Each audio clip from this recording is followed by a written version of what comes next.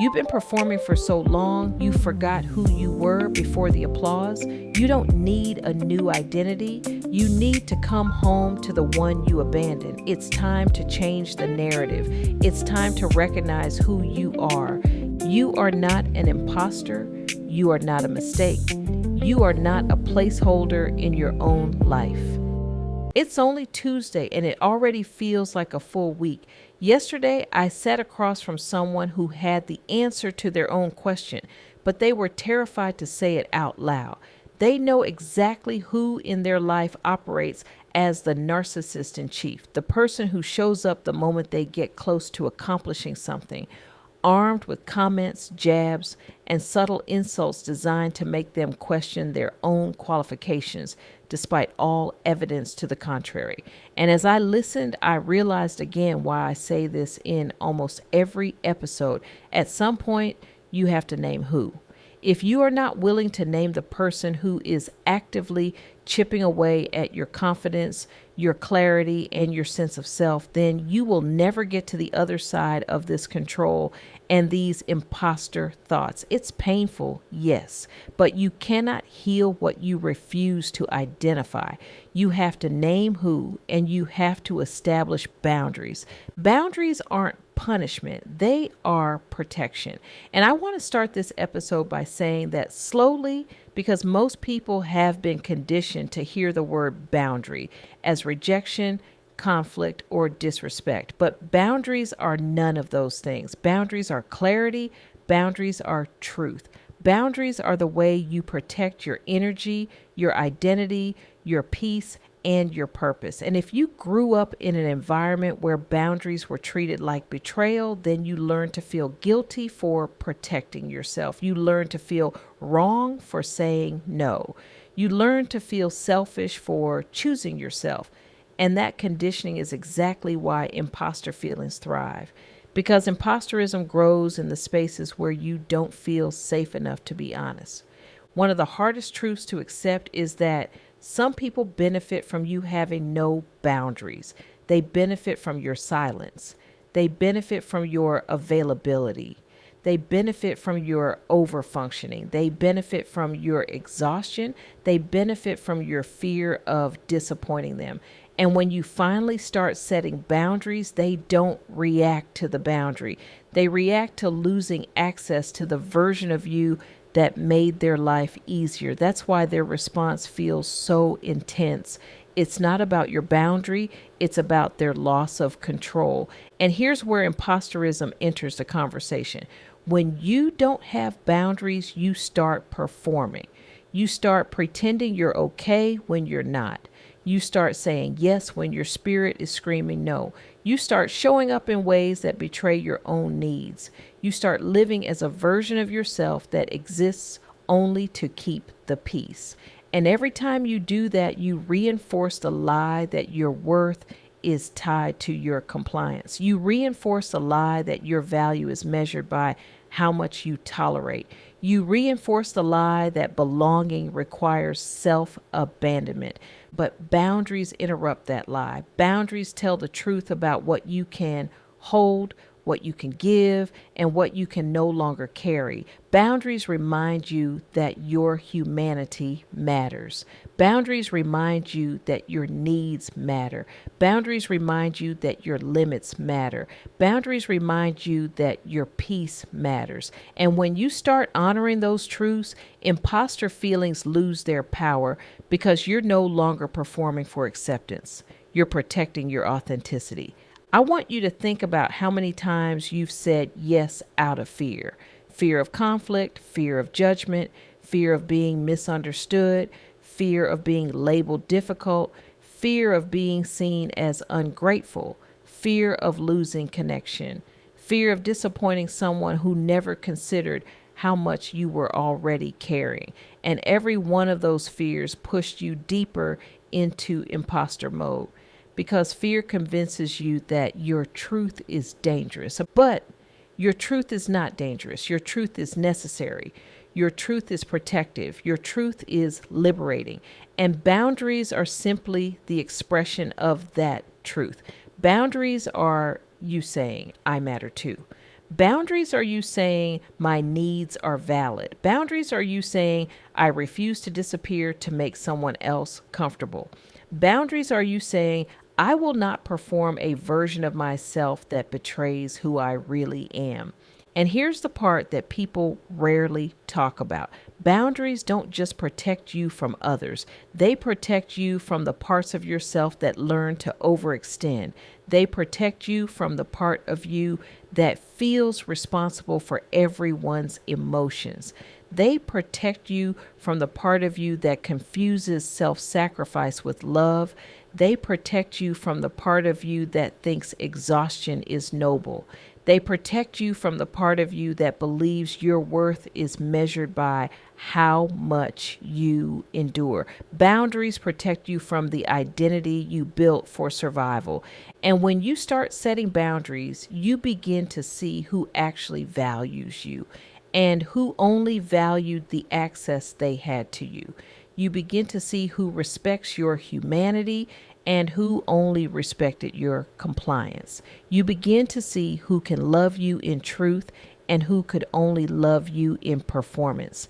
Boundaries reveal relationships. Boundaries reveal motives. Boundaries reveal dynamics you didn't want to see but needed to understand. And yes, it hurts. It hurts when people you cared for react to your boundaries like you've harmed them. It hurts when people accuse you of being selfish for finally protecting yourself. It hurts when people try to guilt trip you back into the version of yourself that served them. It hurts when people weaponize your growth, but that pain is temporary. The peace that follows is permanent because boundaries create space for relationships that are rooted in truth, not performance. I want you to hear this clearly. Boundaries are not walls. Boundaries are doors. They don't shut people out. They teach people how to enter. They teach people how to treat you. They teach people how to respect you. They teach people how to love you. Boundaries are not punishment. Boundaries are instructions. They are the blueprint for healthy connection. They are the map for mutual respect. They are the foundation of belonging. And when you start living with boundaries, something powerful happens. You stop apologizing for your needs. You stop shrinking your voice. You stop explaining your worth. You stop negotiating your peace. You stop performing for approval. You stop abandoning yourself to maintain relationships that were never healthy.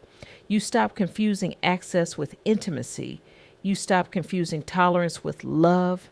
You stop confusing exhaustion with loyalty because boundaries teach you how to belong to yourself first. And when you belong to yourself, you stop chasing belonging in places that require you to disappear.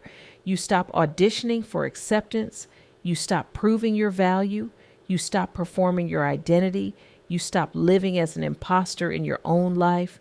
Boundaries bring you back home to yourself. And here's the truth that will change your life. People who love you will adjust. People who value you will listen. People who respect you will honor your limits. People who want real connection will meet you where you are. Boundaries don't push away the right people. They filter out the wrong ones. Boundaries don't destroy relationships. They reveal which relationships were never real. So today, I want you to stop seeing boundaries as punishment. Stop seeing boundaries as conflict. Stop seeing boundaries as rejection. Stop seeing boundaries as selfishness. Boundaries are protection. Boundaries are clarity. Boundaries are truth. Boundaries are love. Boundaries are the way you stop performing and start belonging. And I want you to understand something else. Boundaries don't just protect your present, they protect your future. Every time you set a boundary, you are shaping the version of yourself you're becoming. You are teaching your future self what is acceptable, what is healthy, what is sustainable, and what is sacred. You are building a life that honors your capacity instead of draining it. You are creating a reality where you don't have to perform to be valued. You are creating a future where you don't have to disappear to be loved. Boundaries are the architecture of your becoming. And when you start living with boundaries, you begin to feel a shift inside you, a shift from fear to clarity, from guilt to confidence, from exhaustion to alignment. You start noticing that your relationships feel lighter, your conversations feel more honest, and your decisions feel more grounded. You start noticing that you're no longer bracing for impact every time you speak your truth. You start noticing that you're no longer apologizing for existing. You start noticing that you're finally breathing in a way that feels natural, not restricted. Boundaries create emotional oxygen. And here's the part that will surprise you. The more you honor your boundaries, the more you realize how much you were tolerating that was never yours to carry. You start seeing how many responsibilities were placed on you without your consent. You start seeing how many expectations were never aligned with your truth. You start seeing how many roles you were performing that had nothing to do with who you are. You start seeing how much of your life was built around someone else's comfort instead of your own authenticity. Boundaries reveal the weight you were never meant to hold. So as you move forward, I want you to remember this. Boundaries are not the end of connection. They are the beginning of healthy connection. They are the beginning of honest relationships. They are the beginning of self-respect. They are the beginning of belonging. They are the beginning of living as your true self instead of the imposter version you created for survival. Boundaries aren't punishment. They are protection. And the moment you embrace that truth, you stop performing and you start living. Before you go, the Impostor Phenomenon Guide is a free digital workbook designed to help you recognize self-doubt, reclaim your confidence, and own every accomplishment you've earned. No fluff, no toxic positivity, just real tools that work. If you're listening on a podcast platform, the link is in the description. If you're on YouTube, it's pinned in the channel links as well. Go grab it. Friend, it's free and waiting for you. So take a breath, settle in, and let's begin the work of separating who you are from who you've been performing to be, because it's time to stop performing and start belonging. Welcome to the work. Welcome to the becoming. Welcome to Unmasking the Imposter. Thank you for listening to the Impostor Phenomenon podcast. If today's episode opened something in you, share it with someone who needs this conversation too. Make sure you're subscribed so you never miss an episode. And if you're ready to go deeper, get ready to join our community where we're doing the real work of reclaiming identity, rewriting narratives, and rebuilding belonging from the inside out. Remember, you are not an imposter. You are not a mistake. You are the author, and your story is far from finished.